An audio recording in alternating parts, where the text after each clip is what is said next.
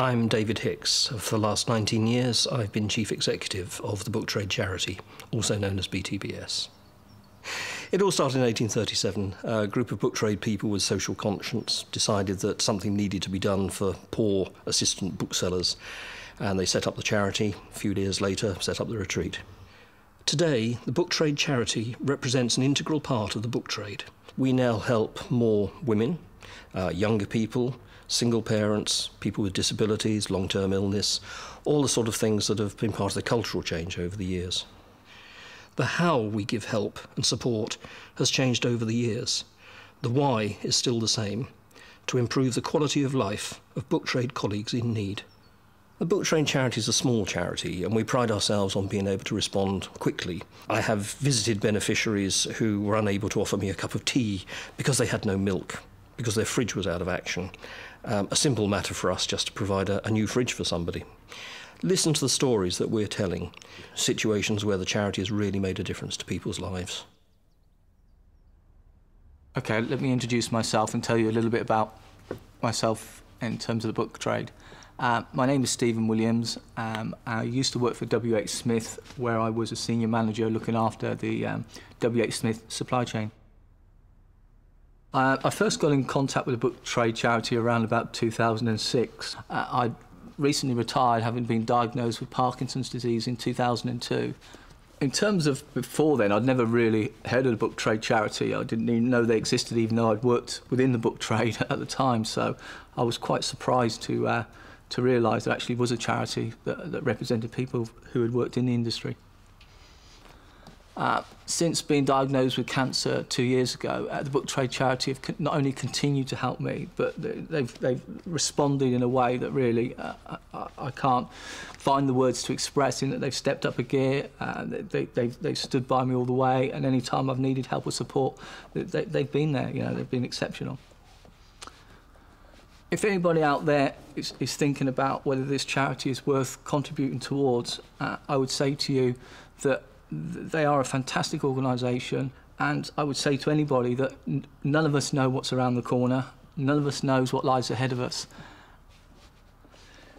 If I hadn't gone in contact with the book trade charity, I can't really imagine how my life would be now. You know, for a charity that I would describe as a small grassroots charity compared to some of the big Goliath charities of today, without their help, I don't think I'd be sat here today talking. I'm Miranda Harrison, and I've been working in book publishing for over 20 years. I'm also a trained actor, and that's why I'm talking to you today. This isn't my story. This is a story of a beneficiary who we'll call Sarah. Sarah's story begins in 2005, when she had a completely unexpected bout of vertigo. She was diagnosed with Meniere's disease. After almost exactly a year, she was then diagnosed with breast cancer. She was on the phone to a cancer helpline, and the advisor mentioned the book trade charity to her. Calling a charity was not something that she felt immediately comfortable about doing, but she had reached a point in her life where she realised that she needed to bite the bullet. The support from the book trade charity for Sarah has differed from other charities in that it's been such a personal and supportive approach. She felt that she couldn't lean any more on friends and family, and was incredibly grateful for new people to be able to talk to and to support her. At the same time, it gave her the freedom to pursue her writing career. I'm Suzanne Collier. I run bookcareers.com, which is an independent careers consultancy. The Job Club was something I created to help and support people through a prolonged job search. Very often when people lose their jobs, we're their first point of contact, and we then refer them to the book trade charity. When it comes to recent successes, in the last period of the Job Club, we helped over 40 people back into work in a 15-month period. The book trade charity has financed the Job Club to cover all the administration costs. It's fair to say that without the support of the book trade charity, the Job Club would not be taking place. I'm Gary Pulsifer. I started working in the book trade as a publishing intern at a company called Writers and Readers when I was 20. And I set up Arcadia Books, which is an independent publishing house. You can never know which direction your life's going to go. When I was diagnosed with colon cancer 3 years ago, I just felt very happy to be at the retreat. For me, it's home. I really do think people should consider seriously making a contribution to the endowment fund. A lot of people have a need for this kind of charity.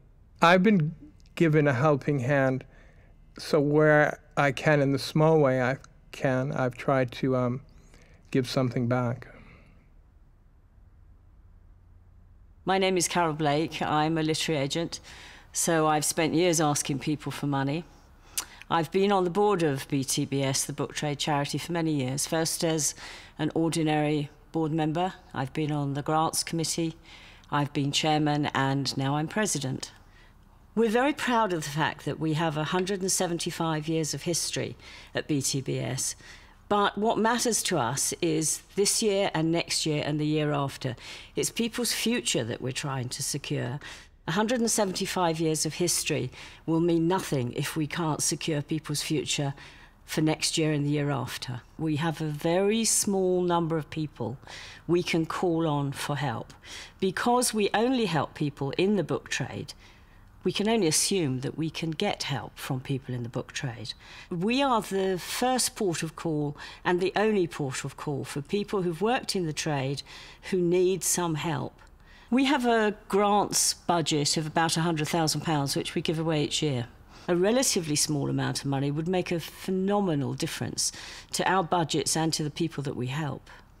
To anybody running a company, I'd say, please do think of donating to us on a regular basis. To anybody working for a company, try to persuade your company that we should be their charity of choice.